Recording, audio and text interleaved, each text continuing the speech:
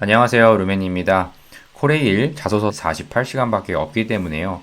오늘부터 시작이 됐다고 하면 목요일 2시까지 끝나게 됩니다. 최대한 하루 그냥 날 잡아서 끝내시는 걸 추천드려요. 마지막 날 2시 되기 전에 막 부랴부랴 하시는 거는 추천드리고 싶지 않습니다. 코레일은 적부이기 때문에요. 그냥 묻는 거에 대한 답만 해주시면 됩니다. 더 잘 쓰고 싶은 마음은 분명히 있겠지만요. 나중에 면접 때 한 10분도 안 되는 시간 내에 평가를 받기 때문에 자소서에 있는 부분을 다 막 물어보고 그럴 수는 없어요. 근데 중요한 부분은 1번부터 4번까지는 면접에서도 물어볼 수 있는 내용이기 때문에 정리를 해두시는 게 좋습니다. 그래서 2번을 좀 오늘은 볼게요. 팀 협업 성과인데요. 그 중에서 여러분들이 팀 생활을 할 때 나는 정말 열심히 하는데 다른 사람은 내가 생각한 것만큼 잘 안 따라줬을 때 그럴 경우에 여러분들은 어떻게 그 팀 동료를 설득하시나요? 이런 질문입니다. 그래서 이 부분은요, 제가 틀잡기로 드렸던 부분대로 답을 잘 작성하신 다음에 그대로 쓰시면 돼요. 그래서 일단은 여러분들이 설명할 팀과 그 팀의 공동의 목표는 무엇인지, 그리고 그 안에서 나의 역할이 뭐 조장이나 아니면 팀장이나 이런 리더인지 아니면은 내가 또 팔로워인지 이거에 따라서 각각의 역할이 좀 다를 수 있잖아요. 본인이 보통 팀 과제나 이런 팀 협업을 할 때 어떤 위치에 보통 있으십니까? 라는 질문에 답을 하셔야 되기 때문에요. 내가 설명하고자 하는 이 에피소드 안에서 나의 역할이 리더인지 팔로워인지 이 부분을 정하시고 글의 방향을 잡으시는 게 좋습니다. 어떤 역할을 맡아도 돼요. 뭐 무조건 다 모든 사람이 리더여야만 하는 이유는 없거든요. 근데 리더가 됐든 팔로워가 됐든 그 역할이 왜 중요하다고 생각하는지 나의 생각을 팀 기여도 관점에서 한번 정리를 해주시고요. 그리고 다른 팀원의 소극적인 태도를 보셨을 때 그 부분이 어떤지를 좀 묘사를 해보세요. 그 팀원이 왜 소극적인 태도로 계속 일관하고 있을까? 이런 부분을 한번 생각을 해보셨을 때 내가 생각했던 원인이 무엇이었는지 어떤 이유 때문에 그런 행동을 하는 거라고 생각을 하셨는지 결국에는 어떠한 스토리라 하더라도 소극적인 동료를 내가 어떤 것을 했기 때문에 적극적으로 만들었어요 라고 얘기할 건 뻔한 거거든요. 그래서 여러분들이 마무리로 잡아주셔야 될 부분은요.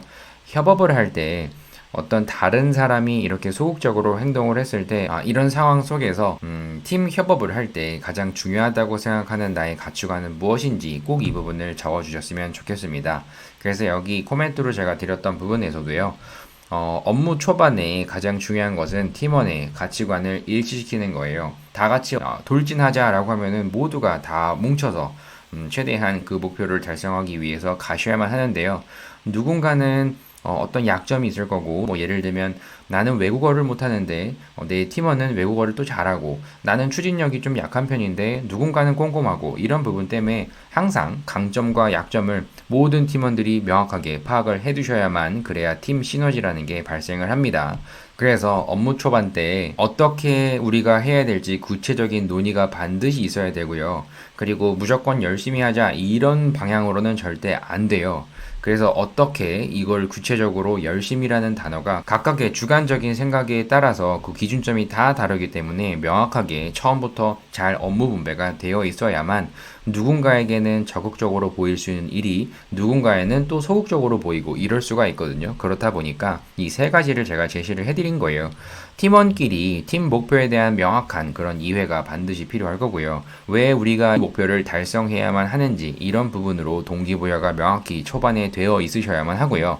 그리고 개인의 역량 기반으로 충분히 내가 어디까지 할 수 있고 어디까지는 내가 못하고 이런 부분들을 충분히 상의를 하신 다음에 개별적으로 업무 분배가 되어 있어야 합니다. 근데 처음 만났을 때 누군가와 같이 일을 했을 때는 변수라는 게 분명히 생길 거거든요. 그렇기 때문에 만약에 이 일을 했을 때 안 됐을 경우에 중간에 우리가 생각했던 목표대로 잘 방향이 흘러가지 않았을 경우에 플랜 B를 또 생각해 보실 필요가 있고요. 마지막으로 정해져 있는 그 데드라인 안에서의 미션 수행은 필수입니다.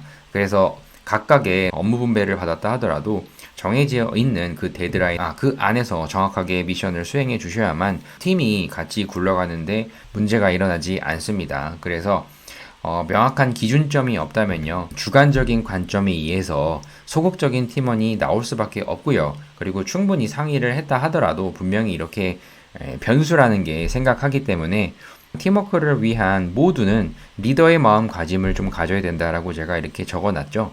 그래서 이거는 뭐 꼭 팀장이고 조장이고 리더가 되건 안 되건 그런 마음을 떠나서요. 공동의 목표를 향해서 우리가 가는 한 팀이라는 부분을 정확하게 인식을 하고 주인의식을 발휘를 하셔서 각각의 팀원들이 그 역할을 충분히 수행을 하셔야만 팀 목표 달성을 할 수가 있을 거고요. 그러한 사례를 찾으시고 작성해 주시면 됩니다. 그래서 여기 적었던 이 예시는요. 만약에 내가 리더를 맡았을 경우를 감안해서 작성을 한 거예요. 그래서 리더에 대한 정의를 내렸고요. 팀원들의 변화를 강요하기보다는 모든 팀원들이 스스로 성장하고 변화를 할 수 있도록 용기를 북돋아주는 그런 긍정적인 환경을 만들어주는 역할을 해야 되는 리더의 역할을 이렇게 정의를 내렸고요. 그래서 그 중에 사례로서 뭐 영화관 사례로 했는데요. 뭐 이거는 어떤 사례를 해도 상관없어요. 가장 면접관이 그리고 그 인사 담당자가 가장 먼저 봐야 되는 부분은 여러분들이 이 이야기를 하는 이유가 무엇인지 생각을 물어보는 것이기 때문에 첫 문장이 항상 중요합니다. 그래서 여기에서는 미션이 불만 제로였고 그리고 항상 주어진 역할의 범위 내에서만 하려는 그런 성향 속에서 뭔가 내가 리더로서 그들에게 무언가를 지시를 내리는 그런 역할이지만 무조건 그 사람들에게 일방적인 지시를 이행해야 되는 그런 대상으로 보는 게 아니라 내가 먼저 팀원과의 격차를 최소화하고자 했고 팀원이다 하더라도 나보다 더 나은 부분이 있다면은 권위적인 부분이 아니고 도움을 요청하기도 했고 스쳐 지나갈 그런 이야기에도 귀를 기울였고 항상 저 자세로 팀원들을 먼저 생각을 하고 팀을 생각하는 그런 마음을 말이 아닌 행동으로 보여주면 그들의 자발적인 업무가 결국에는 적극적으로 이렇게 되었습니다 라는 그런 스토리예요. 그래서 스스로 무언가를 하고자 하는 그런 움직임을 볼 수 있었고 결국에는 결과를 달성할 수 있었다. 제일 중요한 건 아까 말씀드렸지만 이 항목에서는 팔로워의 역할, 리더의 역할, 팀을 위해서 각각 필요할 텐데요. 어떠한 마음가짐을 가지고 팀 플레이를 하는 것인지 정확하게 표현해 주는 게 제일 중요합니다. 여러분들의 각종 여러 가지 사연은 그렇게 많은 관심이 없을 수 있다는 거 감안하셔서 왜 이 이야기를 해야만 하고 있는지, 이 경험을 통해서 내가 이야기하고자 하는 것이 무엇인지 두 갈씩으로 작성해 주시는 게 제일 좋습니다. 800바이트가 되기 때문에 그렇게 뭐 많이 길게 쓸 수가 없어요. 그래서 그런 부분들 좀 잘 작성해 주시고 2번은 마무리 하셨으면 좋겠습니다. 그럼 얼른 빨리 작성을 하시고 다음 영상에서 또 계속 이어갈게요. 감사합니다.